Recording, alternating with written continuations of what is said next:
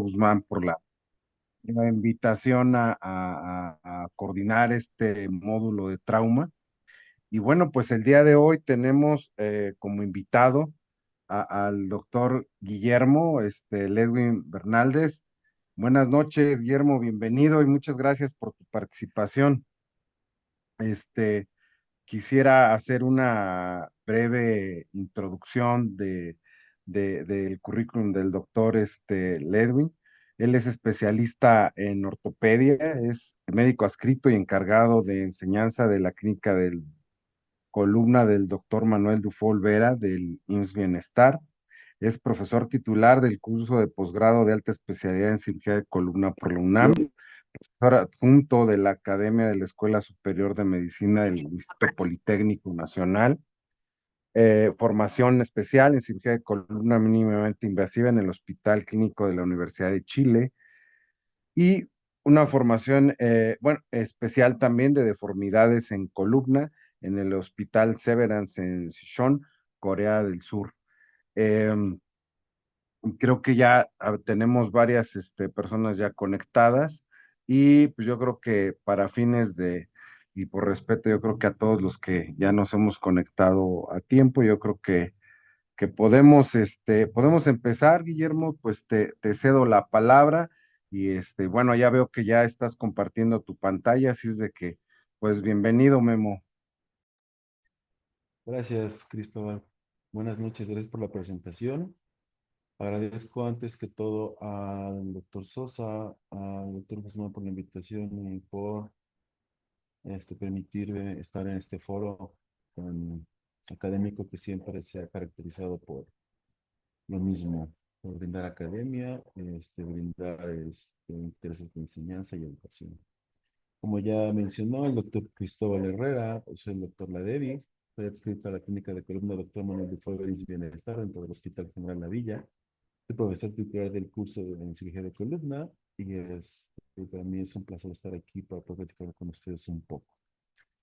El tema que me dio el favor de asignarme el doctor Sosa fue en integración C2, que es actuales de manejo, y pues qué mejor que empezar con un caso clínico, ¿no? Algo de lo que solemos hacer allá en la clínica, solemos tener el 80% de cirugía de trauma y el resto de las cirugías, pues puede ser cualquier otro tipo.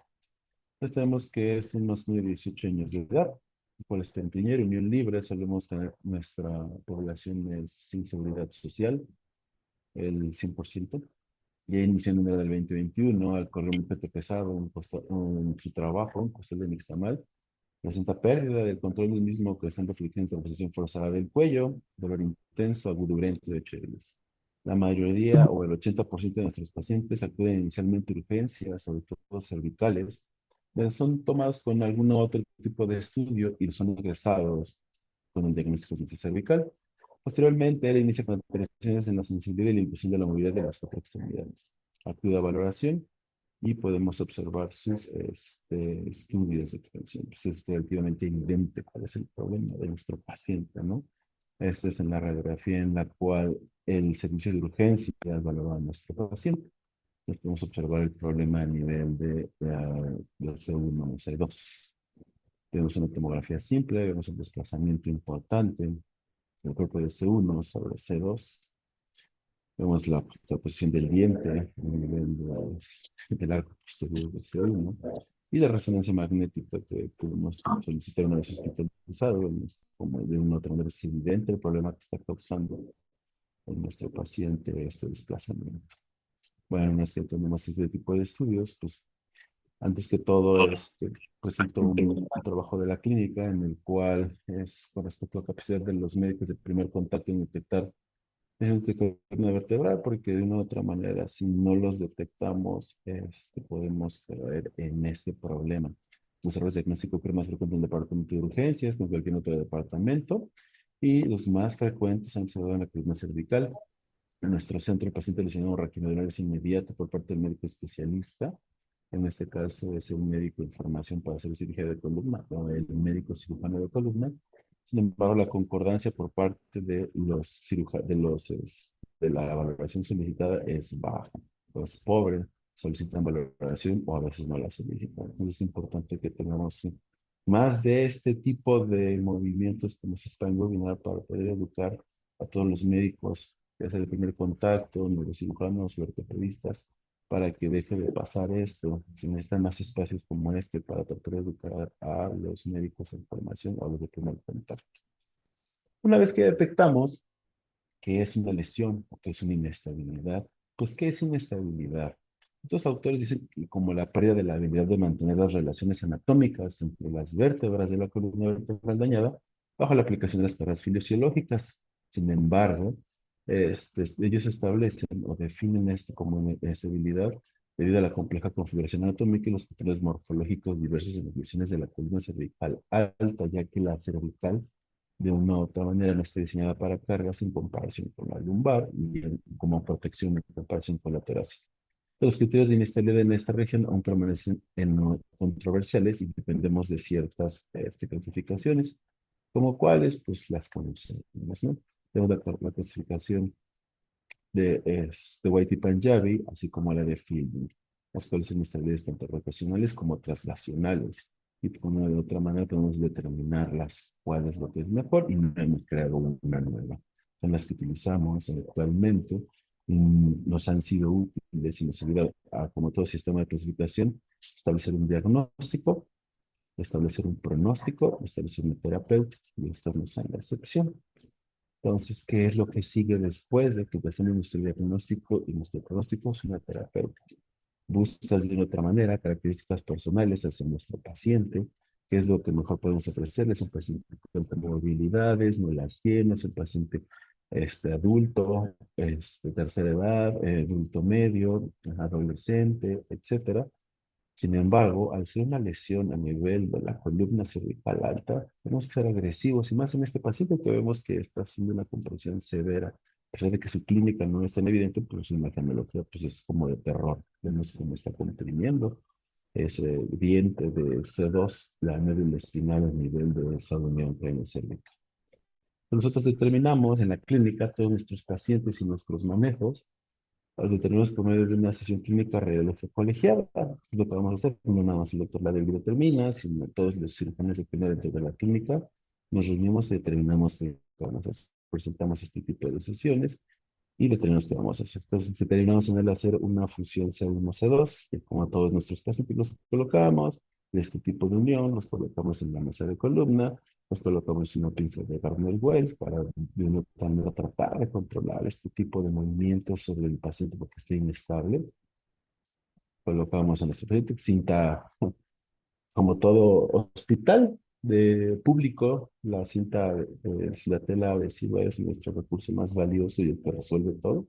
Le llenamos de tela adhesiva a nuestro paciente, bajamos los hombros, sujetamos al paciente, lo cubrimos, etcétera. Y de una otra manera, esto es lo que decidimos hacer. Si bien está descrito desde hace mucho tiempo, desde los 90, lo que vamos a hacer, hacemos alambrado tipo gálico en el tricortical para colocación entre C1 y C2 y una vez que está reducido en la imagen, hacemos una colocación de tornillos transarticulares tipo Maher para hacer una fijación transarticular C1 a C2, una vez que se observa reducido en el fluoroscopio. Siempre recomendamos cuando vamos a hacer este tipo de procedimientos, con nuestro paciente colocarle algo en la boca sin, con lo que se mantenga la boca abierta, para que no nos, para que tengamos proyecciones transorales transoperatorias y siempre esté fijo de una u otra manera nuestro tubo endotraqueal, siempre en comunicación con el servicio de anestesiología, para que de una u otra manera podamos tener en cuenta tanto control radiográfico como de oxigenación, ventilación, signos vitales, etcétera. Entonces nosotros decimos hacer este tipo de procedimiento en este paciente por su edad, por buena calidad de desinfecto tricortical, sin presencia de comorbilidades. Es importante la flexión del mismo paciente junto con por la colocación de la pinza para tratar de tener un ángulo de ataque adecuado, porque como pueden observar la inclinación o el ángulo de ataque para llegar a las masas laterales de C1 a través de los pedículos de C2 y atravesar es relativamente complicado el ángulo de ataque. Es por eso que necesitamos posicionar al paciente y reducir el alambrado nos deja reducida la lesión y los tornillos y la atornillada nos permite la fijación. control tomográfico de la misma lesión, así como su alambrado y su atornillado tipo madera, transarticular, y con su fijación teniendo ya una adecuada reducción del diente, una adecuada reducción de la articulación con su limitación para la rotación. Tenemos la tomografía en la cual vemos ya adecuada reducción, el adecuado diámetro del canal, como son tornillos de acero inoxidable y alambre de acero inoxidable, pues no tenemos una resonancia magnética. Esto no es, no lo hacemos nosotros, hacemos una revisión bibliográfica, dentro encontramos este artículo que de una otra manera, con un centro en el cual tienen pues, mucho más pacientes de este tipo, vemos que ellos hacen certificaciones articulares solo con técnica de Magel, resulta una tasa de fusión de 71.3%, siendo bastante buena, y si esto se combina instrumentación y fusión posterior, llámase instrumentación, alambrado o tornillos, esta alcanza una tasa de APS del 93.1%, siendo tanto bibliográficamente como funcionalmente, como imagenológicamente una respuesta y un resultado adecuado a este tipo de pacientes, sobre todo si son pacientes que no tienen comorbilidades como nuestro, el que vimos en esta presentación. Sin embargo, ¿qué pasa cuando tenemos otro tipo de pacientes con otro tipo de patología? Si bien la inestabilidad transaxial es una entidad relativamente rara, suele presentarse más cuando tenemos otros factores de riesgo. Aquí tenemos un masculino de 26 años que tiene primaria, es desempleado, originario reciente de Tlaxcala, como con nosotros al sufrir en noviembre del 23 accidente automovilístico tipo alcance, pasajero en parte trasera, no trae cinturón de velocidad, impacta contra parabrisas porque sale disparado hacia enfrente y causador intenso y progresivo, y agudo y urente de 8 de 10 en escala de EVA.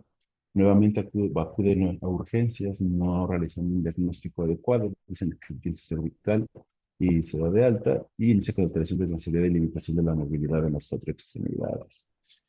Así como las dificultades respiratorias y trastornos de deglución, acude nuevamente a valoración, realiza estudios de extensión y se manda con nosotros. El paciente tiene un paciente de trisomía 21, es por eso que de una otra manera les cuesta trabajo determinar ante la sintomatología, el dolor y qué es lo que padece este paciente.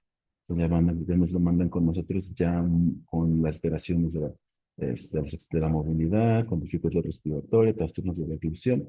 Tenemos la tomografía en la cual observamos un aumento la distancia del arco anterior, así como del diente, así como el índice de Powers está disminuido.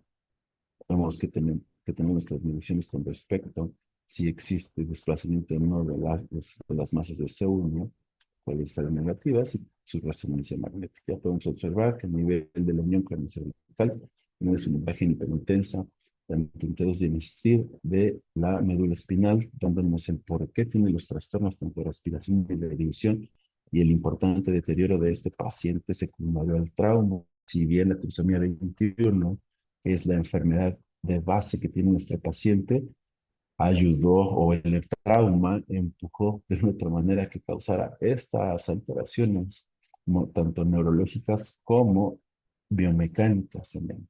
Vamos a observar cómo sí está causando una mielopatía, cómo está una compresión a nivel de la médula cervical secundaria, esta inestabilidad. No tenemos alteraciones de otro tipo o masas vegetativas que estén causando, sino solo la pura inestabilidad. Pues decimos de una otra manera, colocar el pulso voy a hacer la reducción, una mejoría con respecto a esto. El doctor César tiene una pregunta o sigo, la dejo al final. Yo creo que al final yo creo que lo dejamos, Memo, gracias. Ah, ok, es que levantó la mano. Entonces, perdón.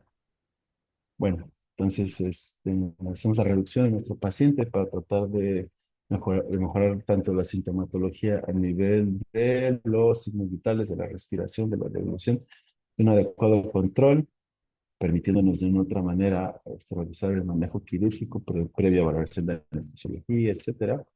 Y hacemos la revisión nuevamente, ¿qué es lo que tenemos que hacer? Si bien nuestro paciente con síndrome de Down ya es diferente, ya no es como nuestro paciente previo, que estaba joven, no tenía comorbilidades, él ya tiene una comorbilidad musculotegamentaria, así como genética, los cuales de una u otra manera hay alteraciones en la fusión, hay alteraciones en los cuidados, en los usos de las ortesis, es dependiente de un cuidador primario, entonces no podemos hacer algo tan tan menos invasivo como lo previo. Entonces, ¿qué es lo que decimos realizar? Pues un occipito cervical.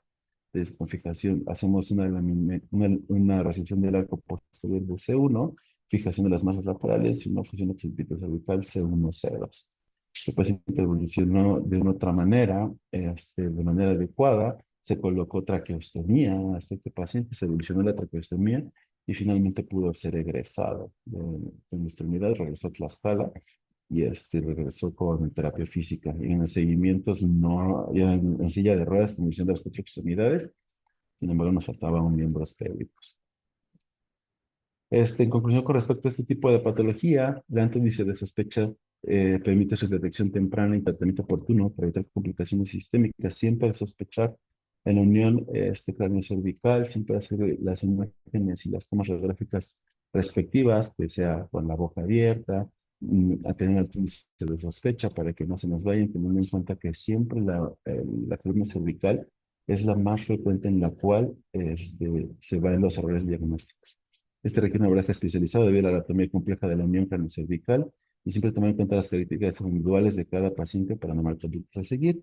Y antes de irme, les dejo este caso que llegó la semana pasada, este, para tratar de abarcar todo con respecto a la inestabilidad. Igual es 54 años, llegó, es de la Ciudad de México, se dedica al hogar, inició en el diciembre del 2025 al sufrir una caída de unas escaleras donde está preparando todo para Navidad, entonces se cayó de las escaleras, empezó los Horrible. objetos ¿Estás y bien? ¿Algo te tuvo pasó? múltiples contusiones.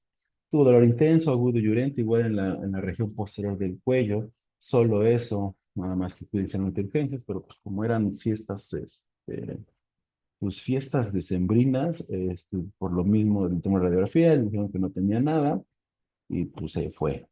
Ya he estado desde diciembre con una progresión en la alteración de la sensibilidad y limitación de la movilidad en las cuatro extremidades. Esto ha ido progresando lentamente desde su caída hasta que se animó la marcha en marzo del 2026 y por lo que se manda con nosotros finalmente.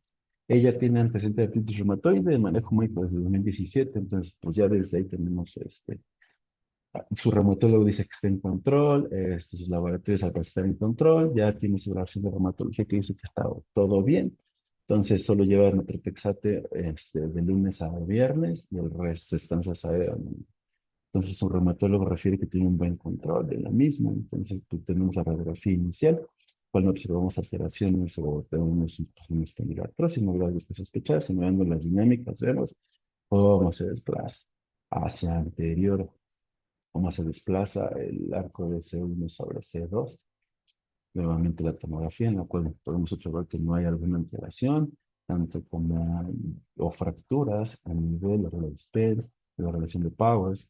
Vemos que por unidades Hounsfield, todo paciente con artritis reumatoide que suele usar para los flares o metilprednisolona o algún tipo de esteroide, suele tener disminución de la mineralidad ósea, haciendo una ponderación de las unidades Hounsfield en el cuerpo vertebral de cada uno de ellos. Tiene 404 unidades Hounsfield, es muy bueno. Recordemos que en columna cervical abajo de 118 se considera osteopenia o osteoporosis, entonces tiene una buena calidad ósea.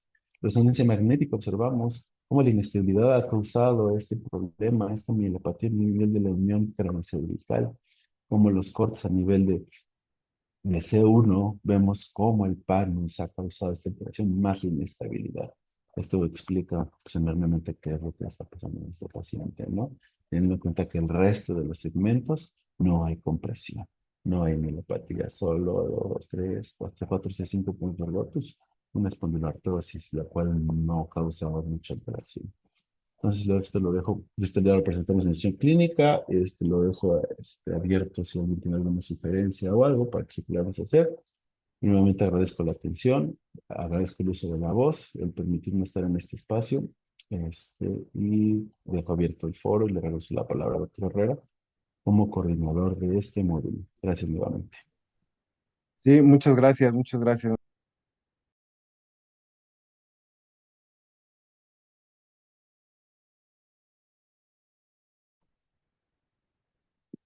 No se oye, doctora Herrera, apagó su micrófono. perdón, ahí creo que ya estoy de nuevo. Les comentaba que si alguien tiene alguna pregunta para el doctor Guillermo, podemos hacerlo, ya sea que quiera usarlo directamente a través del micrófono o si quieren hacer una pregunta también a través del chat, pues está abierto el foro para alguna pregunta si alguien se anima. No sé si alguien quiere hacer alguna pregunta, no veo nada en el chat. Ahorita en lo que se animan, a mí me gustaría preguntarte, Memo, al primer paciente, el primer caso que nos mostraste, ¿cómo fue el mecanismo de lesión? Perdón, ahí a lo mejor me perdí un poquito. Estaba cargando sacos de nixtamal, entonces le aventaron uno, porque él refiere, No, ya ya. traía uno, ¿no? Estaba así, entonces le Sí, estaba aventaron cargando otro, uno y y ya le le dijeron que quitaron podía, entonces otro. le cayó en la cabeza y le hizo ¡plac! Ah, claro. Rotación y Sí, sí, fricción. sí. Sí, son, Sí, son costales que deben estar pesando sí, 40 a 50 kilos por lo menos, ¿no? Sí, sí. es que la lesión que presentó, bueno, que tuvo ese paciente, híjole, sí fue bastante importante.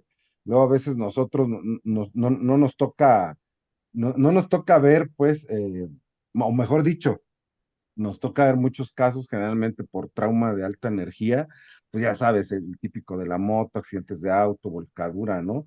La verdad es que en un paciente, digo, nos ha tocado ver pacientes que les avientan igual cajas, cosas así trabajando, y se llegan a hacer lesiones, pero sí me llama mucho la atención que justo a ese nivel, o sea, un nivel tan alto, es decir, C1, C2, sí son poco frecuentes y tienen una compresión bastante importante. En ese mismo sentido, Memo, tú, en estos casos, bueno, sobre todo en que le hicieron su tornillo transarticulares con alambrado, le pusiste injerto, ¿verdad? Y como, bueno, como la técnica o le pusiste alguna otra cosa, no sé. Como la técnica, Doc, le hicimos el Injerto de H cresta y y le todo hicimos esto. Vale, el sí, sí. Gali. Sí, como está Gary joven, Brooks, Gary Brooks, ok. tiene su, creo que aquí se ve, creo que Sí, sí se sí, sí. alcanza a ver aquí en la imagen, como Sí, ok, tenemos ahí claro.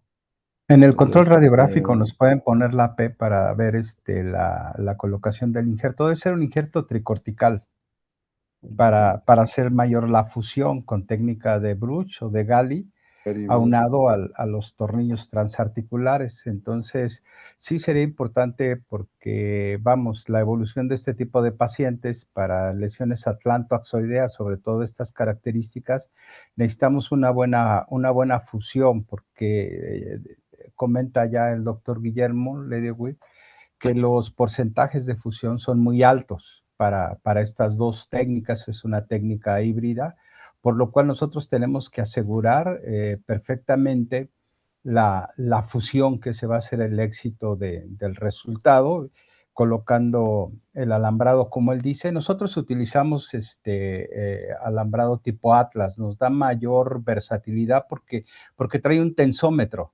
Entonces, en base al tensómetro y tomando los controles radiográficos AP y lateral, nos vamos dando cuenta de cómo va reduciendo. Pero una clave muy importante para este tipo de técnicas quirúrgicas es, como decía el doctor, en boca abierta, ¿no? Eso es lo que nosotros siempre hacemos. Y el tornillo tiene que navegar transarticular, pero sobre la línea del 100% de los macizos laterales o de la articulación, tiene que ir al centro. Ese es tu target, ese es tu objetivo en el plano AP, y obviamente en el sagital, como lo ve ahí el doctor, pasa por debajo del cuerpo de C1, entonces debe de haber mucho mayor inclinación y generalmente la adquieres desde C7, posesionarte en el punto de entrada de C2 a 2, 3 milímetros de la articulación, y sí poner esa referencia con tu Kirchner para poder navegar hasta la parte del cuerpo vertebral, pero en la AP es muy importante que vaya sobre la línea media de los macizos laterales, porque ahí en el control, si nos la pasa el doctor, está en la TAC, está muy medial y nos estamos acercando mucho al bulbo, ¿no? Entonces ahí hay un factor de riesgo alto, aunque aquí ya en este corte vemos que vamos, sí se aleja de la línea media. Y la otra es tener cuidado sobre el paso del tornillo en relación a la arteria vertebral. Pero creo que este tipo de patologías de tipo traumática o como lo es la artritis reumatoide, pues sí tenemos que estar muy familiarizados con la técnica y es ahora sí como dicen, es un solo tiro, ¿no? O sea, es una sola en cuanto a la colocación, no hay dos ensayos ni tres. ¿Por qué? Porque podemos causar alguna lesión de tipo neurológica y vascular y que puede ser algo el índice de morbimortalidad. Entonces, para la fusión con estas técnicas de Bruch o de Gali combinadas con las de Magers, siempre es muy importante tener el injerto tricortical. Antes se sacaba de cresta ilíaca, y ahora pues ya lo pedimos del banco de hueso que nos dan el tricortical. Tenemos que hacer el corte ahí en el quirófano con el drill para que podamos formar la forma de H, y cuando metemos el cable Atlas a C1 y nos vamos a anclar a C2 o C3, ahí con el tensómetro le vamos dando y nos va reduciendo, porque yo creo que es una manera de medir la fuerza o la capacidad motora del cirujano ante un instrumento que nos puede dar un resultado más satisfactorio. No sé qué piense doctor Guillermo Ledewig, doctor Cristóbal Herrera. Gracias, doctor Guzmán, por sus comentarios. Sí, en efecto, coincido completamente con usted. Si bien es una técnica que es altamente demandante, ¿no? O sea, tenemos que dejar, pues no es un solo tiro, ¿no? Que podemos observar como ya en el video, como después ya pues ya de la colocación es la lesma, después de la colocación de las 9 y atravesar, pues como sonará como, pues como ortopedista, ¿no? Está pasando el pedículo, rebasas la cortical de C2, es que es como un transindesmal de tobillo, entonces rebasas la cortical de C2, que es el peroné, y luego llegas a la cortical de la tibia, que es el cuerpo de C1, y pues es más tacto y todo con imagen, con tus proyecciones tanto AP como lateral, etcétera. Entonces, de una otra manera, sí, coincido completamente con usted. Ahí está, lo podemos ver en el video, el tricortical. Nosotros en el centro en la clínica de columna, seguimos utilizando injerto tricortical para la mayoría de nuestra patología, que es traumática, porque tenemos una alta afluencia. Entonces, el simple hecho de utilizar injerto del que sea, de cadáver o liofilizado o que nos traigan crestas, lo usamos solo en onco, ¿no? O en pacientes que su cresta es mala porque se nos va el presupuesto en injerto. Entonces, ahorita, por ejemplo, estamos recibiendo pacientes en el Instituto Nacional de Rehabilitación, llevamos dos, los cuales son traumáticos, porque no tienen presupuesto. Nosotros seguimos con presupuesto, quién sabe hasta cuándo, pero pues seguimos utilizándolo, ¿no? Para tornillos y cuando requiere injerto o mallas expandidas, ese tipo, pues utilizamos el tricortical para tratar de distribuir este presupuesto que tenemos de índice de bienestar hacia la población. Y si bien tanto legalmente sigue siendo el gold standard del tricortical de cresta ilíaca o injerto de cresta ilíaca, pues tenemos buenos resultados con respecto a la fusión en nuestros pacientes traumáticos secundarios, lo mismo. Entonces, sí está muy bien utilizar las tecnologías que puede ser el cable Atlas, tornillos incluso canulados, como usted menciona, podemos utilizar el Kirchner y los tornillos canulados para que sea más sencillo. Pero pues nosotros, al menos en este caso, fue con alambre de acero inoxidable, así como tornillos de rosca discontinua. Muy bien, Guillermo. Gracias. Alzó la mano el doctor Oscar Martínez. A ver, vamos a ver, Oscar, si gustas, hacer tu comentario, Sí, adelante. sí, gracias. Excelente plática, Guillermo. Sé de tu experiencia en este tipo de lesiones, Chris, y me quedo con dos preguntas para ustedes dos. Normalmente la fijación nos asegura que no le pongamos un collarín más rígido que el simple blando, o en qué momento ustedes deciden y cuánto tiempo dejan un collarín en sus pacientes traumáticos. Y la otra es la longitud promedio y el calibre del tornillo. Adelante, yo nos quieres contesto primero, luego ya si quieres comento algo. Gracias, doctor, por su comentario y su pregunta. La última revisión que hicimos con respecto a pacientes con inestabilidad C1, C2 que no tienen ninguna otra enfermedad de base como artritis reumatoide o síndrome de Down, dicen que el uso de ortesis no va más allá de un Miami Junto Filadelfia y no existe un riesgo mayor. Sin embargo, haciendo una revisión con respecto a cada una de las patologías, por ejemplo, de artritis reumatoide, sí recomiendan el uso de una ortesis rígida, así como una fusión occipitocervical, ya que la calidad del hueso no suele ser tan buena, a pesar de que la densitometría, tiene densitometría, o sea, la paciente no la mostré, la tiene dentro de parámetros normales y las unidades Homefield se encuentran dentro de parámetros adecuados para hacer una buena fusión y confiar en la calidad de hueso. La paciente está consumiendo metrotexate, que es de una otra manera un modificador de la enfermedad y caso la hidrofolato reductasa. Y que o no va a actuar dentro de la consolidación ósea. Entonces sí recomiendo el uso de collarines rígidos, ya sea un SOMI, para que estos pacientes tengan una adecuada función y dicen que puede ser 3 meses hasta 6 meses, más no hay revisiones mayores. Eso, lo último, el artículo que vimos en el World Neurosurgery que decía eso, no recuerdo bien la fecha, no había decía como todos los artículos se recomienda una revisión mayor y y con respecto al tornillo, si no más recuerdo, el último que utilizamos, pero no para una inestabilidad, sino para una fractura del diente de C2 atípica que se desplazaba hacia el posterior y no era posible colocar unos tornillos de Dens. Le hicimos un McGregor igual.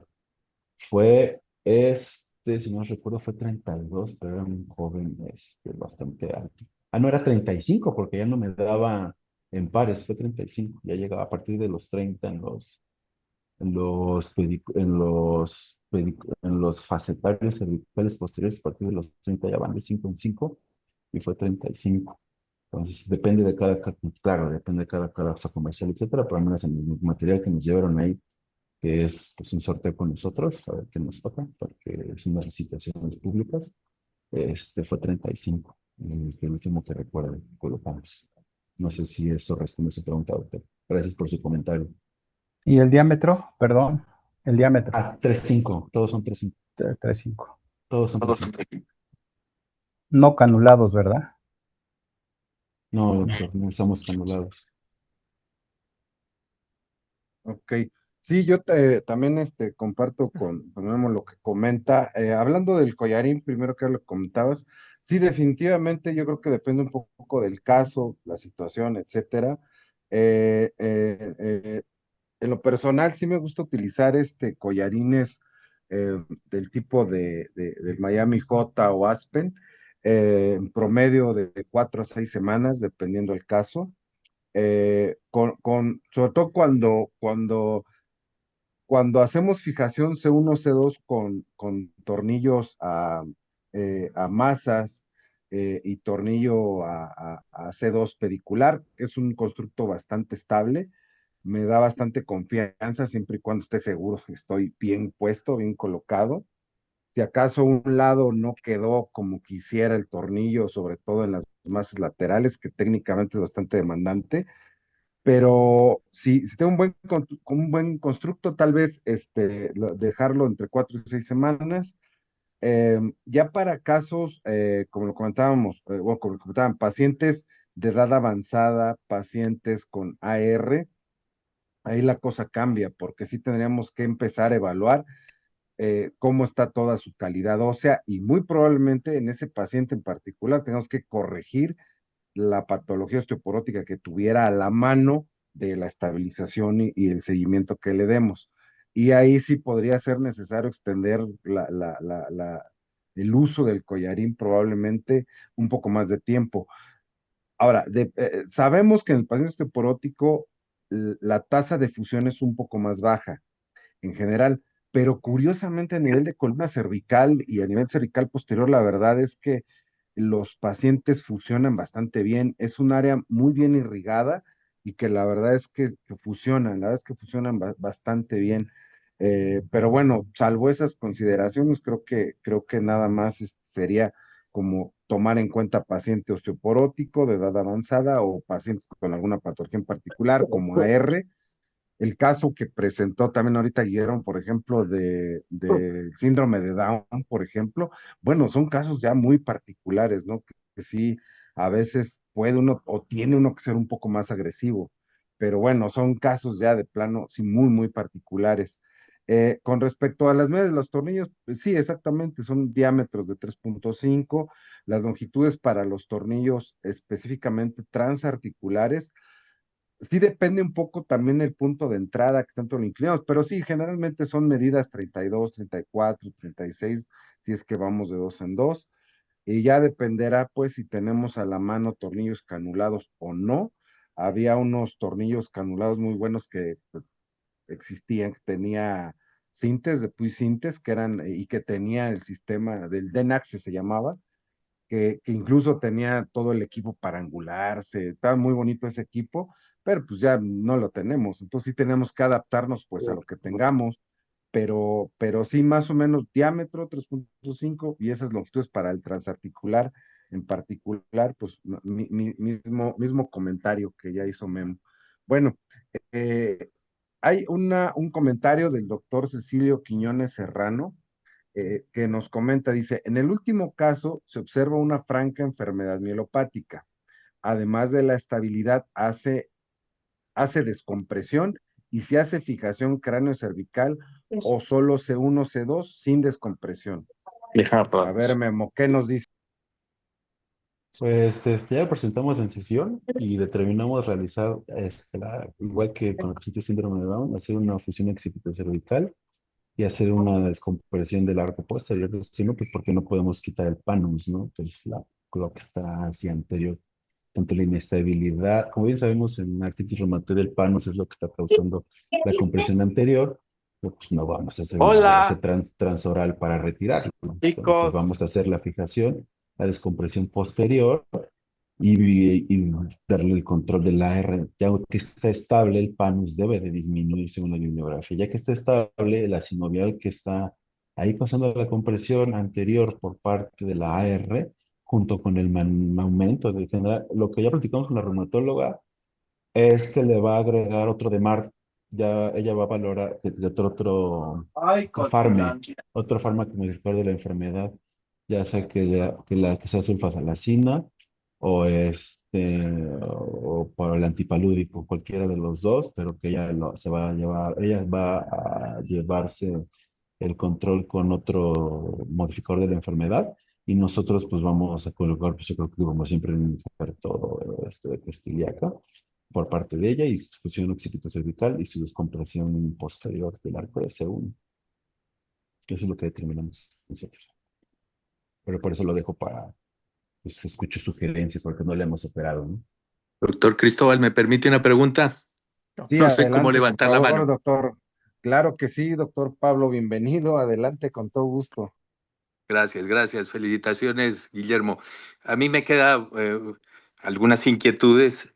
Personalmente, yo hace mucho tiempo no hago la técnica de McGill porque me parece que es una técnica incómoda y que tiene un poco de desventaja con respecto a la técnica de Harms, en que hay que hacer siempre el injerto ahí en la línea media y hay que respetar el arco posterior, mientras que con la otra técnica uno puede hacer una buena descompresión igualmente.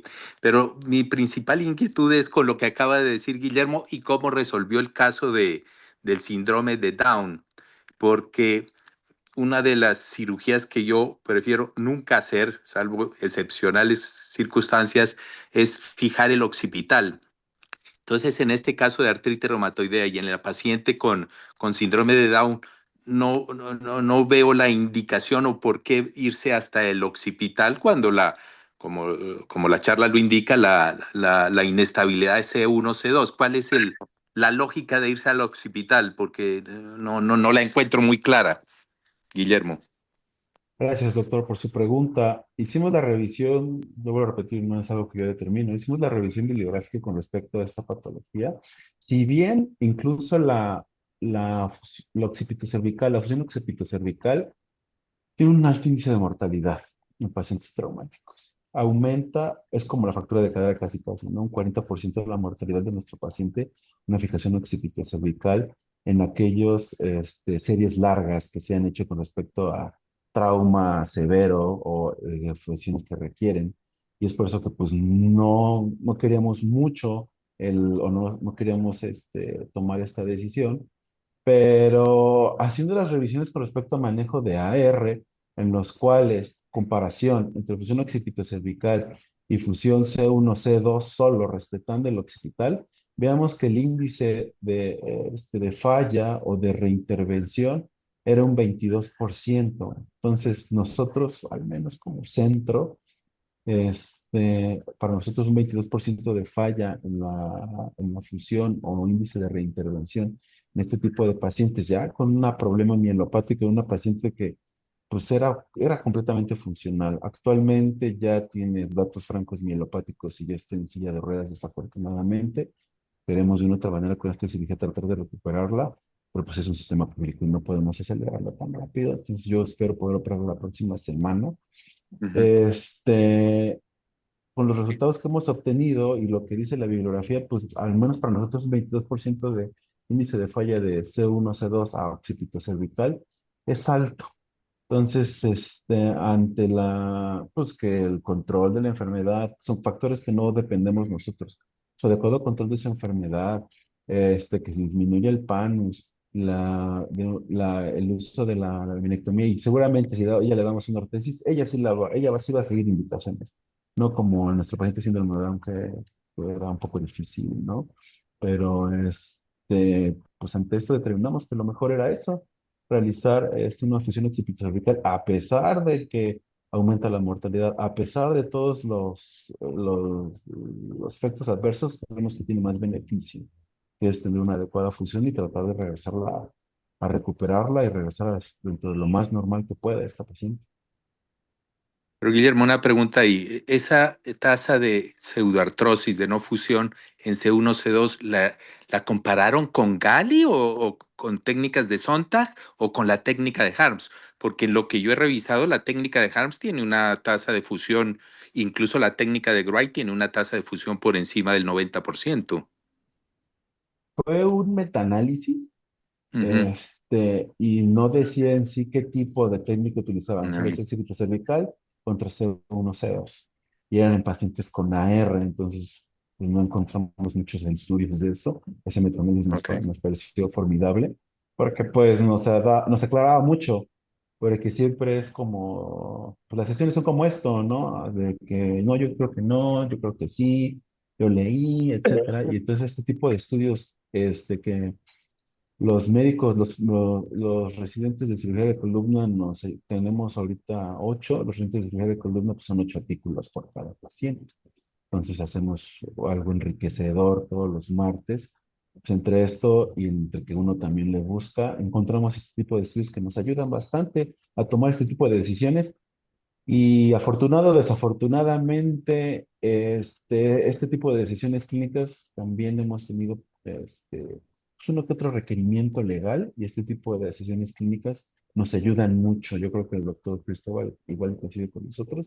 Este tipo de decisiones clínicas en el expediente con revisión bibliográfica, que se determinó no nada más el doctor Ledevich, sino todos los médicos de la clínica determinaron que esto era lo mejor con base a todos estos artículos, Ok. nos ayuda bastante. Entonces, le voy a repetir otra vez un metaanálisis, déjame lo busco, o ahorita en el chat de mis fellows les pido que me lo manden, y con mucho gusto lo mando al grupo de Spine Webinar, donde pues ahí siempre vemos libros, artículos y todo. Entonces, puede ser enriquecedor. Listo, muchas gracias. Gracias, A Cristóbal. usted, doctor. ¿Puedo? Adelante, sí, Martín, buenas noches, adelante si quieres comentar algo. Buenas noches. Bueno, antes que nada, pues bueno, felicidades, fue una muy buena presentación.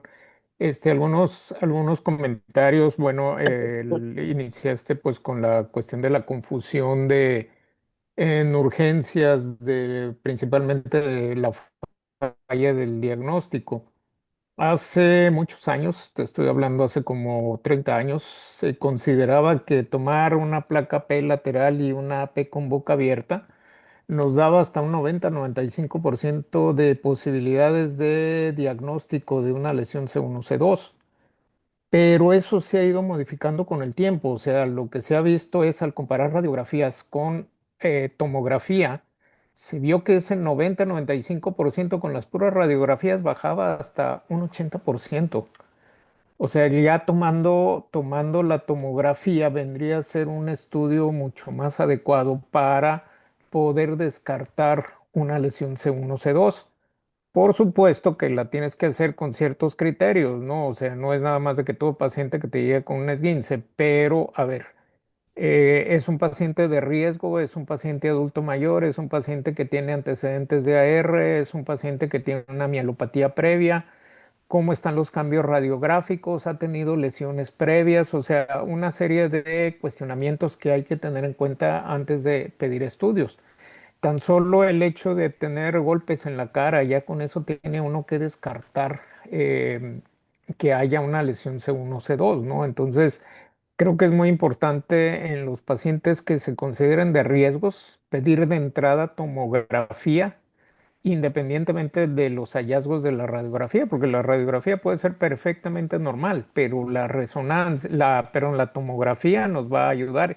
La resonancia definitivamente cuando hay signos mielopáticos, pues hay que descartarla. Ahora, de lo que dice Pablo, estoy de acuerdo porque eso es un consenso que hemos llevado en AO. La mejor técnica para poder hacer una fijación C1, C2 es la técnica de Harms. Y eso es algo que hemos discutido mucho en NAVO y que se ha quedado como, haz de cuenta, como la técnica estándar para hacer fijación C1, C2.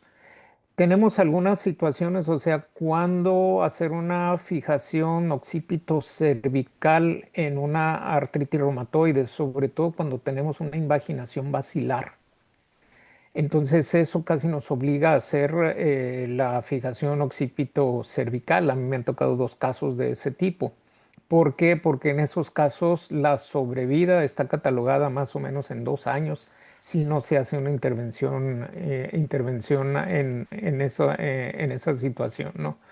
Pero creo que la cuestión de hacer la fijación con la técnica de Janus te va a dar una estabilidad mucho más rígida que con el alambre. Y la otra cosa es de que con el alambre tenemos el riesgo de que como es una área muy delgada, podemos tener una probabilidad muy alta de ruptura del arco posterior si hacemos demasiada tracción. Aunque estemos usando algo que nos dé qué tanto es lo que estamos poniendo, pero sí tenemos un riesgo alto de que haya una fractura del arco posterior. Entonces, siempre, pues en todo lo que hemos manejado de AOS, siempre preferimos la técnica de Harms para poder hacer la fijación de C1, C2.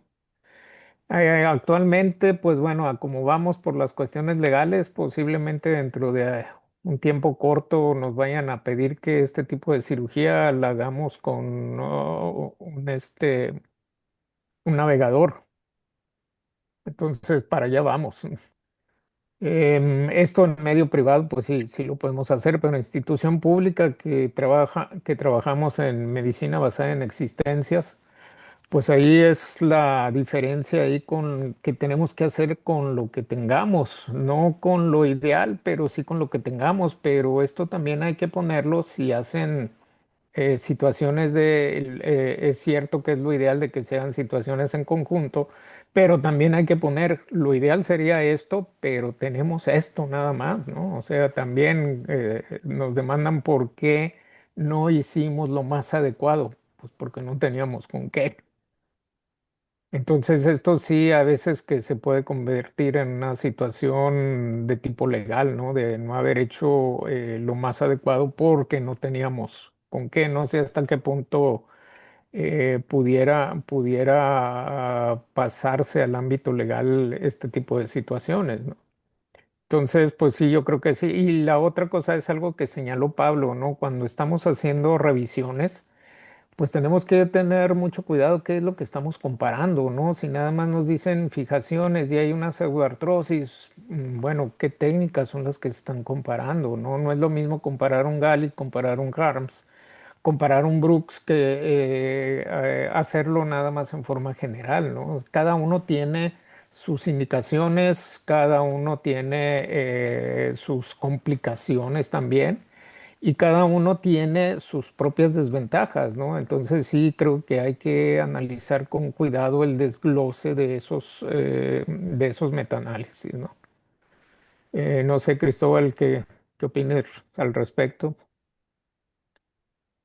Sí, gracias, Martín. Sí, digo, bueno, ya comentaron ustedes bastante y creo que sobre todo específicamente en la inestabilidad C1, C2, eh, va a depender mucho, incluso hasta de la anatomía del paciente.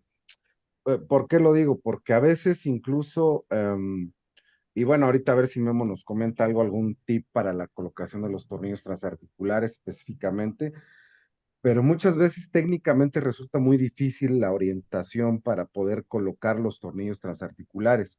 Vamos, o sea, por ejemplo, pacientes con un tórax muy amplio, pacientes con un cuello muy corto, la realidad es que luego a veces para poder colocar el tornillo transarticular técnicamente es muy demandante, o sea, no te da, por más que quieras recostarte, poner el desarmador en una posición adecuada para poder hacer la fijación, la realidad es que es complicado. Y aparte Y agrégale un bueno, cuello corto.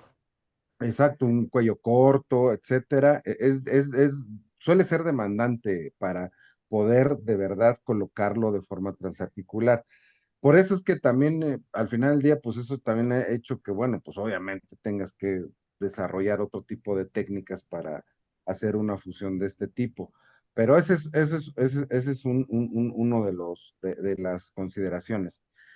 Bueno, y ciertamente tienes razón, o sea, a veces tenemos que trabajar en las instituciones, pues con lo que tenemos, ¿no? Como dices, un poco con la medicina basada en existencias.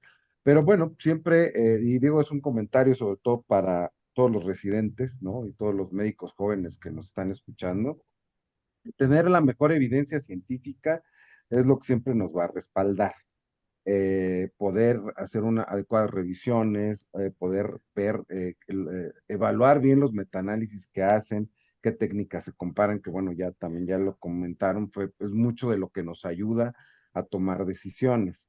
Entonces, pues ese tipo de estudios pues siempre van a estar a la orden para poder orientarnos acerca de los manejos que realizamos.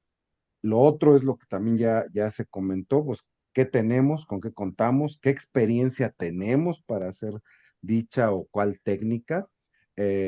También eso es importante porque pues a lo mejor si yo nunca he colocado tornillos a masas laterales con técnica de Harms, pues difícilmente, digo, técnicamente es demandante, es una región que el plexo de Baxon sangra muchísimo y el paciente puede sangrar medio litro en un ratito, entonces es muy complicado, o sea, tiene sus bemoles. Eh, Igual que, como ya lo comentó Martín, desde el punto de vista biomecánico, es indudable que la estabilidad que nos da la fijación de tornillos a masas laterales y a C2 pedicular es muy estable. Eh, muchas de la, en muchos casos, en lo personal, prefiero hacer también fijación C1, C2 y tratar de evitar irme al occipital.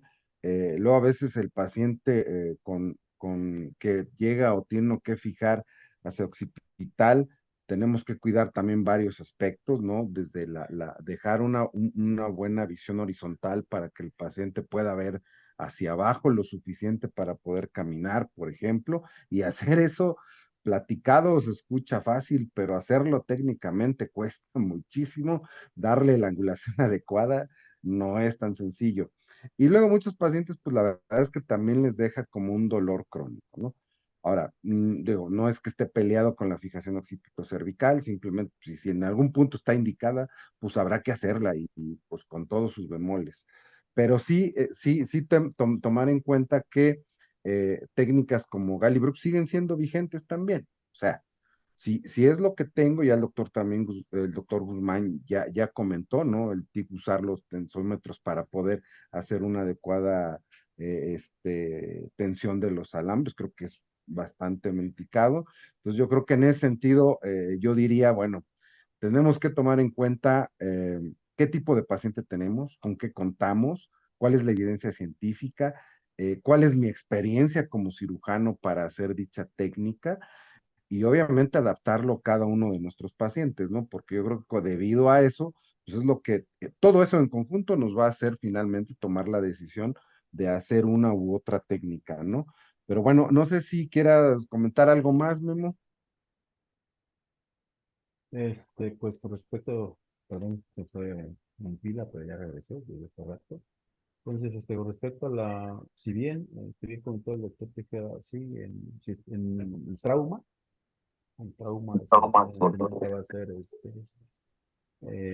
que que reciba toda la tecnología, el que reciba el OAM, el que reciba todo, siempre va a ser el definitivo, ¿no? Y va a ser con eso de cirugía privada y todo eso de seguridad, ¿no? El trauma es relativamente exclusiva del sector público, es muy poco probable que te llegue un trauma de este tipo en la privada y puedes hacer algo, ¿no? Si te llega, pues qué perfecto, ¿no? Eso se lleva en todos los recursos que tengas. Pues si no lo tienes, pues te llega pues, el tortillero, te llega el albañil, te llega la ama de casa que está poniendo un foco, te llegan cosas, pacientes que no tienen, bueno, al menos en el producto que tenemos, no tienen seguridad social y van con nosotros y hacemos lo que tenemos con lo que podemos, ¿no? Entonces, actualmente el doctor Guzmán está en el cimiento, tiene más recursos, seguridad social. Doctor Herrera tiene el IMSS, que tiene más recursos, otros alguien están dando un poquito más. Y pues lo que les comentaba, ¿no? Y con respecto a técnicas o tips para la colocación de Maguire, nosotros dependemos mucho del uso de la pinza. Si bien no tenemos halo y no tenemos mainfield, usamos mucho la pinza, si agarramos, aumentamos los bultos, como lo puse en la imagen, hacemos mayor flexión sin perder la reducción con el uso de la pinza, siempre con controles telescópicos. Y ya que tenemos un buen ángulo de ataque, como lo mencionábamos, hacemos tantita flexión, tenemos el buen control de la vía aérea, el uso de la pinza, ya la pinza sabemos que tenemos 3 puntos, si queremos hacer que flexione un poco, se coloca de 0,5 a 1 centímetro atrás de donde debería de colocarse para que haga flexión la cabeza. Si queremos que haga extensión, se hace 1,5 a 1 por referente sin rebasar el, sin rebasar, siempre estamos radiografías P para ver que no hayamos rebasado las corticales internas del cráneo, que a veces ha pasado. Tenemos un artículo de colocación de pinza de Gardner-Wells donde descubrimos que pues sí puede pasar y si nos ha pasado, nuestras pinzas y nuestros pines tienen torquímetro para que no nos pasemos de que estamos colocando, sale o emerge el torquímetro que nos dice que ya no comprimamos más y no vamos a perforar la cortical medial.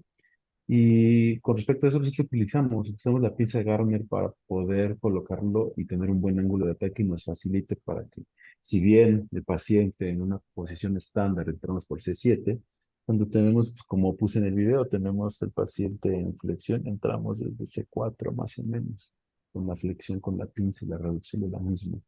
Y ya con la colocación del alambrado para que con la flexión de la pinza no se mueva ese C1 y perdamos esa masa lateral. Nuestro target es esa masa lateral de C1. Ya está fija con el alambrado posterior y se hace la perforación y colocación del mismo. Ok, ok, Memo, sí, gracias. Sí, justo lo que comentas, muy importante. En este tipo de cirugías creo yo que precisamente la posición del paciente es fundamental. O sea, aún antes de que les den el bisturí, incluso laven al paciente, lo más importante es lo que está comentando Memo en este tipo de cirugías. Tener una buena posición, probar tu fluoroscopio, ver que no perdiste la reducción, mantener la imagen, valorar el punto de ataque, como ya le contó el doctor, es fundamental para este tipo de cirugías, porque si desde ahí no está bien, olvídenlo, ya se perdieron y la cirugía puede terminar en un desastre si no lo previenen. Entonces, sí, justo todo esto que acaba de comentar el doctor Memo es fundamental en este tipo de pacientes, una buena posición para poder hacer este tipo de procedimientos y no perderla, ¿no? Y ya, bueno, ya el doctor ya comentó algunos tips que les pueden ayudar para poder mantener una reducción de manera adecuada. No sé si alguien más quiere comentar algo, alguna pregunta. En el chat no tengo ninguna pregunta, pero no Doc- sé si alguien más quiere comentar Doctor, algo. doctor Cristóbal Herrera, creo que es un tema muy interesante por la complejidad de la anatomía, tanto desde el punto de vista morfológico y sobre todo el biomecánico, ¿no? El rodaje de las masas de C1, C2, vamos, también con los cóndilos.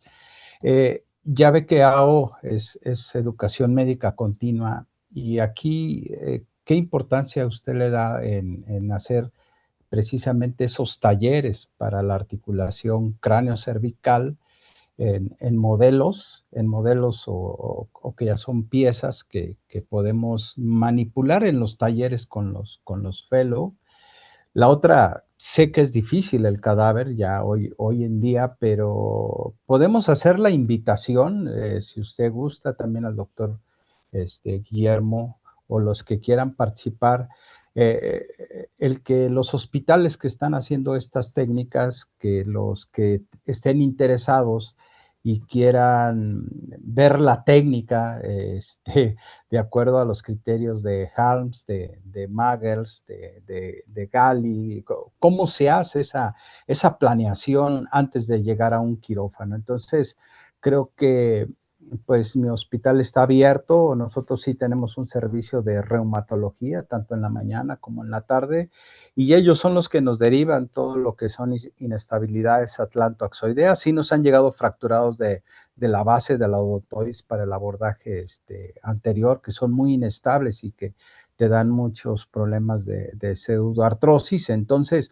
usted desde su punto de vista como titular de AO Spine México, ¿qué recomendación nos daría o qué enfoque le daríamos a esta parte tan importante de esta articulación en poderla llevar, por ejemplo, en los cursos, hacer las prácticas y o hacerlas ya directamente con un titular para que vean paso a paso sería, ¿no? Paso a paso de la técnica tal para un paciente con inestabilidad atlantoaxoidea, subirlo ahí al chat de Spine Webinar y los que gusten, Magdalena Salinas creo que es un referente, igual en donde está el doctor Guillermo, y algún otro hospital que está por allá por Monterrey, aquí en el Estado de México, podamos tener esa parte importante del paso a paso de la técnica transarticular, doctor. No sé qué piensa usted. Sí, claro, o sea, este tipo de técnicas, como ya se ha comentado a lo largo de toda la charla, sí, no son técnicas sencillas, no son técnicas que se hagan como una cirugía inicial. Definitivamente sí se requiere un grado de expertise mayor. Y por supuesto, o sea, digo, si pudiéramos hacer más talleres, sobre todo tipo cadavérico, porque es importante por por el tipo de demanda que requiere y preparación, ¿no? Desde hacer el abordaje, cómo llegar y ver qué estructuras nos vamos a encontrar, sería ideal. En este tipo de cursos, idealmente, si se pudieran hacer cadavéricos, creo que sí sería lo ideal. Claro, se pueden hacer algunos tipos de talleres, a lo mejor con modelos, ¿no?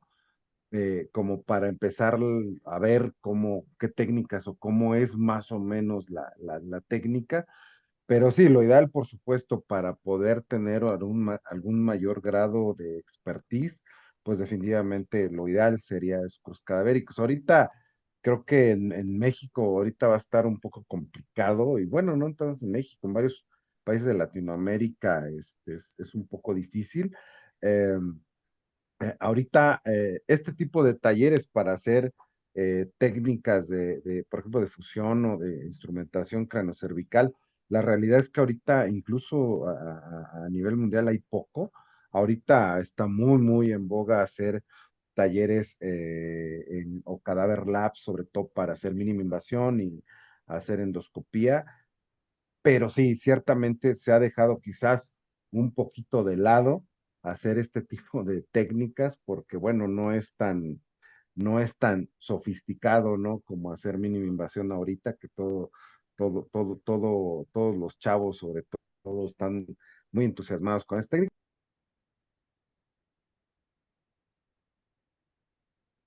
Tienes apagado tu micrófono. Este tipo de técnicas tan especializadas, de pronto sí es importante que pudiéramos retomarlo y por supuesto, digo, en la medida de lo posible que se pudiera organizar algún tipo de taller o cadáver lab para poder hacer todo este tipo de técnicas, desde la fijación occipitocervical, hacer colocación de tornillos a masas laterales de C1 con técnica de Hams, tornillos transpediculares C2, la técnica de Galli-Brooks, creo que sería ideal y bueno, aprovechar hasta para hacer fijaciones a más laterales en columnas coaxial y pedicular, pues sí sería lo ideal. Pues sí, ojalá tuviéramos, bueno, pudiéramos, sí, organizar algo y por supuesto, pues estamos ahí a la orden para poder organizar algo así que sería bastante productivo y creo que muchos médicos lo valorarían bastante. Pues no sé si alguien más quiera comentar algo. Y si no, pues pues creo que damos por terminada la sesión. Son las 9:08 de la noche. Creo que más o menos acabamos en tiempo. Y pues no me queda más que agradecerle, bueno, principalmente al doctor Guillermo Levy. No sé si quieras comentarnos algo más. Gracias, doctor Cristóbal, por el uso de la palabra, por su coordinación y por sus comentarios enriquecedores. Agradezco nuevamente a Grupo Fine Webinar por la invitación, por permitirme estar aquí, enseñar un poco de lo que hacemos en la clínica y cuenten conmigo para lo que se requiera con respecto a educación. Muchas gracias. Muchas gracias. No sé si quiera comentar algo más, doctor Guzmán. Sí, sí, van a tener un evento académico, ¿no? Regresando a casa y si pudieras tú mandarle la invitación ahí al Spine Webinar, la verdad sería Claro, sí, un foro con muy gusto. importante y pues créeme que llevaríamos ahí todos los fellows de Catepec, igual de la villa pudieran Claro, sí, les asistir hago la y invitación con todo gusto, claro que sí. nos mandes el flyer, por favor, y pues Sí, ahí claro, con estaremos gusto. saludándote. Claro que sí, estoy pendiente de eso. Bueno, pues pues creo que sería todo. Les agradecemos a todos por su asistencia. Siempre es bastante enriquecedor el comentario de todos los profesores. Nuevamente le agradezco al doctor Guillermo, le agradecemos al doctor Antonio Sosa, al doctor Guzmán como titulares de Spine Webinar.